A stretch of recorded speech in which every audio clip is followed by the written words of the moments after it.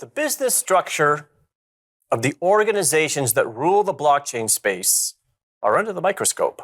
FTX has made business fundamentals like oversight, transparency, and accounting superstar concepts.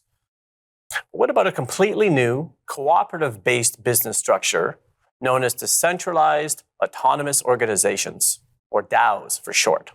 Today's guest, Brendon Sedo, is a representative from Core DAO, here to explain the basic concepts of how a DAO works for us. Brendon, welcome to the Daily Drop. Hey, Bobby, thanks for having me. Also, it's like, I'm pretty sure it's DAO. I keep hearing DAO. I've heard people say DAO, D-A-O, like it's DAO, yeah, right? I call it DAO. Because it's really three letters, so I guess you could call it whatever you want. But, yeah, exactly. Yeah, it normally goes by DAO.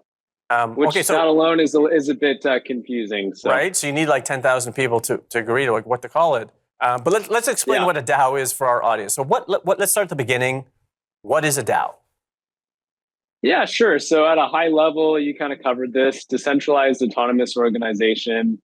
It's meant to be a community-led entity that doesn't have basically like a centralized power authority. So you won't see top-down management structures. It's really community-run. Everything is open. Everyone has a vote based on how many tokens they have. So it's really just a community-led project that's completely decentralized. Again, that doesn't have top-level management structure.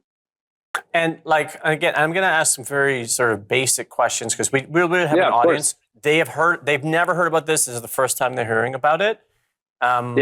So how does a DAO differentiate itself from a corporation? Is it just another name for a corporation? It sounds very different.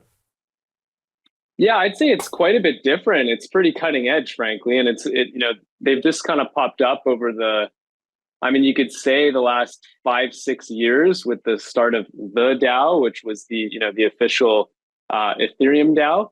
But basically, the purpose of DAO, it is completely different than a corporation. Obviously, it's an operating entity, so it's meant to run a business or some sort of protocol or product at the end of the day.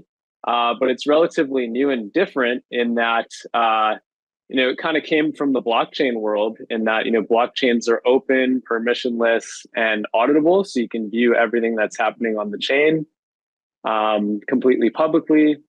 And it's meant to be completely decentralized as well, so it can't be corrupted by power. And basically, those same people tried to take those same principles to operating a business and entity. Thus came the DAO, which is meant to be kind of like a community-led way to manage a business where, again, there isn't too much power in one individual person or group of people or piece of the entity so that it's completely decentralized. So this is actually my next question. Like, how decentralized is a DAO really? And I say this because I've gone to conferences and there's people running DAOs, and I'm like, well, and they're like, oh, like we can do this or that or whatever. And I go, but isn't it a DAO? Everybody has to vote. And they're like, it is, but there's a few of us that really, like, okay, so what's really going on, right? Like, how decentralized are these DAOs? Honestly, that's a great question, Bobby.